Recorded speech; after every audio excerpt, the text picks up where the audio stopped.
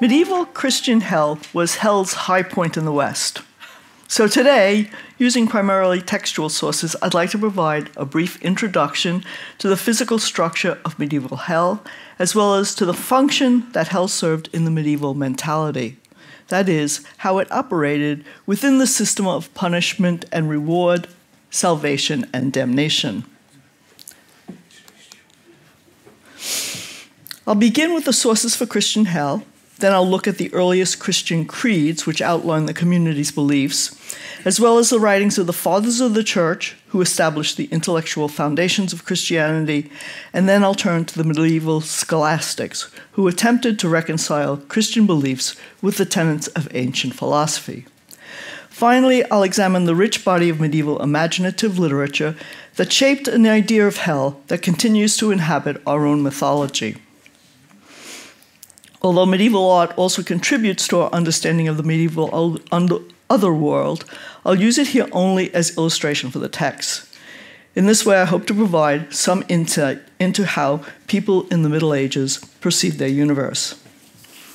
First of all, hell's sources: Greek, Roman, ancient Near Eastern, and Egyptian mythology, Zoroastrianism, the mystery religions, apocalyptic gospels, and apocalypses appear to have had far greater influence on medieval hell than anything found in the Bible.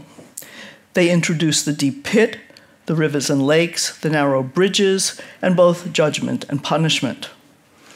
On the one hand, Hebrew Bible references are quite limited, unsure, and vague. And on the other, New Testament references are also few, with scant evidence for any concern for the fate of the individual soul, a concern that dominates medieval otherworld ideas. As mentioned, for our evidence about medieval hell, we rely on textual sources. There is little in the way of official dogma on hell, and the speculations of individual churchmen and scholars were rather circumscribed. For dogma, neither of the 4th century Nicene creeds mentions hell. The slightly later Apostles' Creed states that Christ descended ad infernos.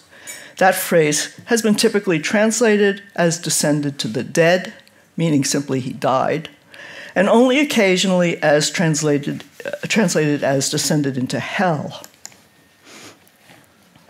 The phrase, however, becomes linked to the Christian narrative of the Harrowing of Hell, where we get some of our first glimpses of this realm. This narrative is not included in the New Testament, nor in any of the creeds.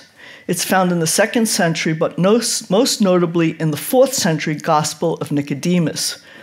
Here Christ is described as entering the underworld to free those who died before his coming. But this hell is not associated with any physical punishment. Only the pseudo-Athanasian creed of the late 5th or early 6th century, while mentioning Christ's descent, specifies any afterlife punishment, claiming that those who do evil will be in ignem aeternum, in eternal fire. Before the medieval flowering of hell, 2 major questions surfaced. First, where was it? As we can see from these illustrations, it might be at the center of the universe, which would be the center of the earth, or below the universe in the same way that the Imperium is above the universe. Based on ancient law, volcanoes like Mount Etna and the Phlegrean Fields, a large caldera volume west of Naples, were thought to be entrances to hell. There were also many others. The second question, which particularly concerned the fathers of the church and the scholastics, what was the nature of hellfire, which was the earliest form of punishment associated with Christian hell? Lively speculation considered how this everlasting fire did not consume what it burned. How might it be different from earthly fire? Some believe that these fires were identical, but credited hellfire with a special nature acquired from its otherworld environment.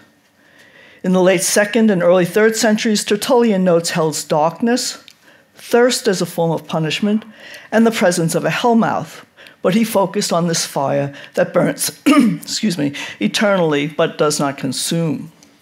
And Origen, another father of the church, proposed a punishing fire that does not pre-exist in the otherworld, but is tied to the individual, a sort of self-generating fire fueled by one's own sins. 2 centuries later, Augustine argues that the damned will be punished eternally but not consumed by fire.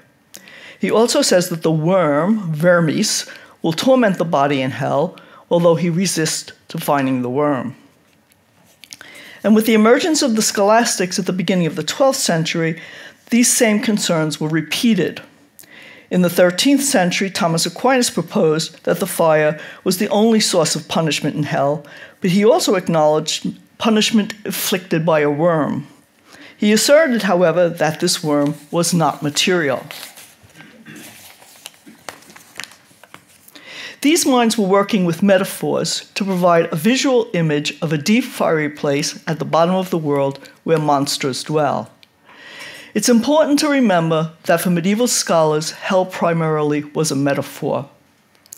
While theologians and philosophers were working with metaphors, others were running with these metaphors, imagining the place and its torments in ever greater detail, with ideas stoked by a lively medieval imagination. The richest textual sources for medieval visions are the visions of the other, for medieval hell are visions of the otherworld. From between about 600 CE and about 1500 CE, about 70 visions survive that provide substantial, detailed pictures. These visions were often recorded as a dream experience and described as a physical journey. Today we might call them out-of-body or near-death experiences. Medieval writers across Europe were drawn to visions of hell primarily as warnings for the living. These otherworld tales were quite popular, copied into manuscripts, sent as letters, translated and incorporated into chronicles and histories, where they were listed among the wonders of the time. They survive today in countless manuscripts and are even now reproduced in new editions and translations. We might compare them to speculative, even science fiction, the story of the hero's quest through the forbidding landscape, encountering monsters and demons. In earlier works, like the Apocalypse of Peter, which John's already mentioned, from the mid-2nd century, fire and hell were practically synonymous. But the dialogues of Gregory the Great in the 6th century marked the beginning of descriptions of hell and its torments that went far beyond the vague earlier references. It was no longer a place like Sheol where lethargic souls dwindled in darkness. Often graphic representations of hell employed the totally fanciful Hellmouth to signify hell, or at least its entry point. But in text, the words pit and cave frequently recur, words that are generally interchangeable in Latin. It was no longer just a place of fire. Now fiery punishments alternated with icy ones. From written descriptions, the predominant impression is of the deepest places beneath the surface of the earth. Its geological materials are not often identified, but texts do mention pitch, brimstone, sulfur, and iron. Rivers, mountains, and lakes are introduced as part of hell's natural environment, while furnaces, ovens, grills, and mills provided constructed places of torture. It was now inhabited by a multitude of vicious creatures, as small as insects or as large as dragons, who were equipped with every imaginable means of inflicting unending torture.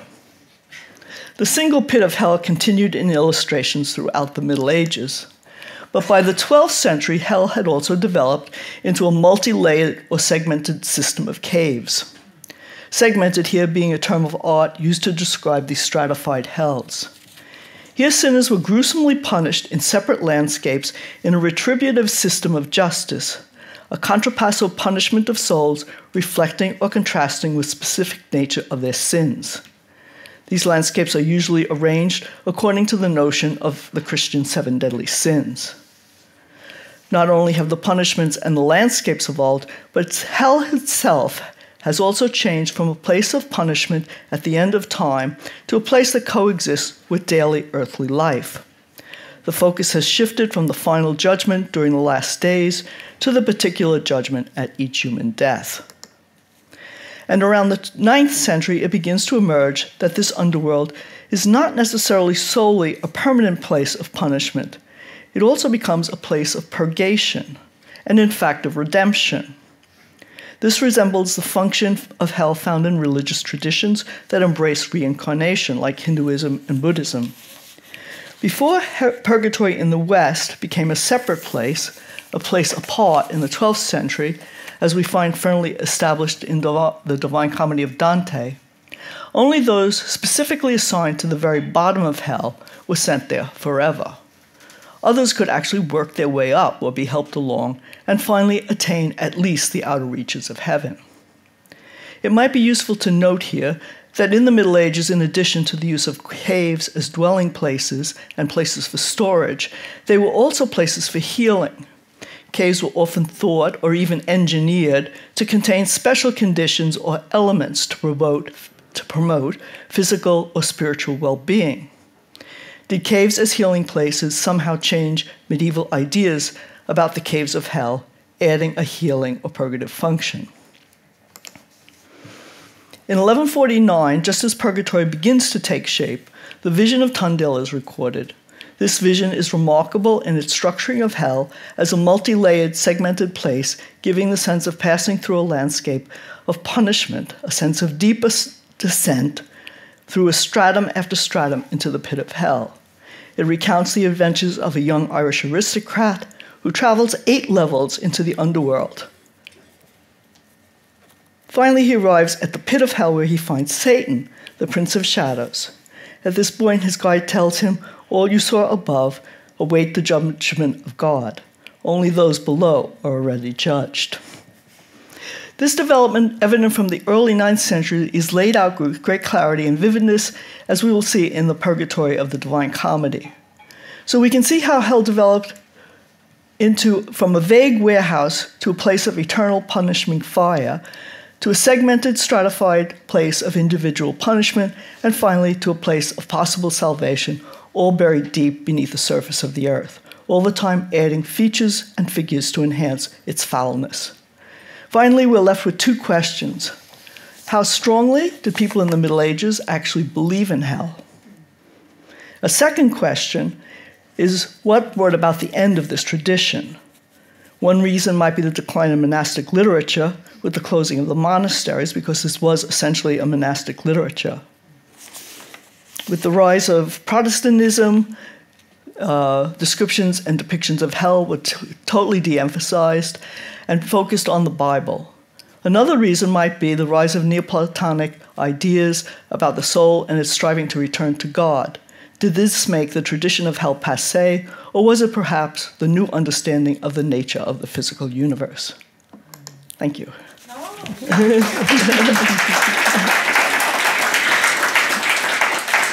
And if you wait a moment, I'll ask one short question. Oh, okay. There's so many interesting things here. A simple question. These worlds could have been on islands or in other parts of space or something. Is there a reason why it's deep underground? Well, that is interesting, because even when there are places where they appear on islands, but even there they have to go underground. They have to go into a cave or a pit to actually sort of transcend that dividing line between this world and the next. Yeah. Interesting. Another mystery there. Yes. Thank you very much. Thank you.